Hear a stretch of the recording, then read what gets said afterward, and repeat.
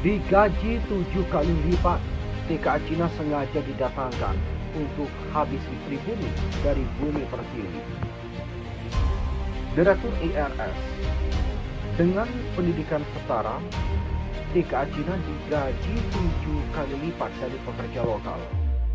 Melansir demokrasi.id, dalam jabatan dan tingkat pendidikan yang sama, gaji tenaga kerja asal TKA Cina caranya 7 kali lipat dari gaji tenaga kerja lokal.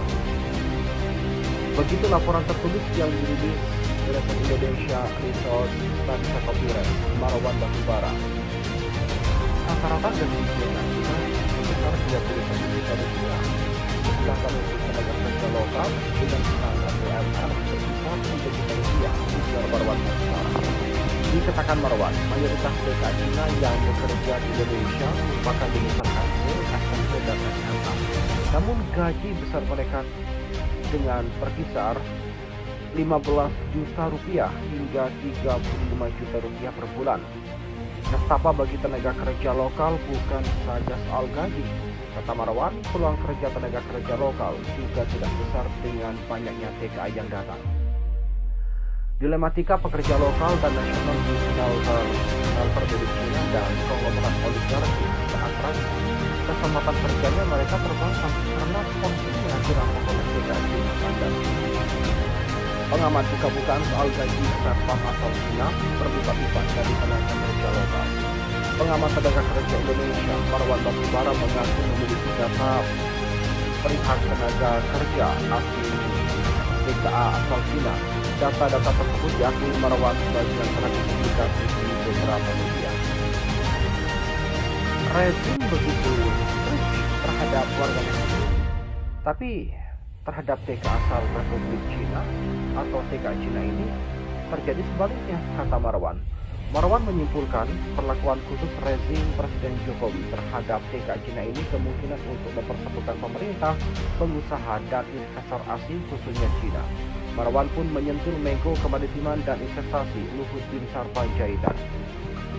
Ada kebohongan publik yang dilakukan oleh rezim, salah satunya oleh Luhut Binsar Panjaitan yang merupakan Menko Kemaritiman dan Investasi juga Marwan. Kebohongannya yaitu Luhut menyebutkan TKA Cina didatangkan hanya sebagai tenaga ahli. Namun nyatanya di beberapa perusahaan TKA Cina bahkan lebih banyak yang belum S1. Di PBNI kita berhasil menemukan 90%-nya hanya lulusan SD, SMP, dan SMA. Sementara S1 dan D3 yang disebut sebagai ahli hanya sekitar 9%. Untuk di OSS, S1 dan D3 hanya 21%. Bisa lulusan SD, SMP, dan SMA tambah dia. Hal ini pun diklaim Marwan sebagai bentuk penjajahan karena tenaga kerja lokal yang memiliki ijazah SD hingga SMA itu sangat berlimpah. Belum lagi kita bicarakan soal gaji. Gaji TKA asal Republik Cina itu berlipat-lipat dari tenaga kerja lokal. Gaji satpam asal RRC di PDNI saja sudah menembus angka 13.000 sampai 16.000 yuan atau sekitar 26 juta rupiah.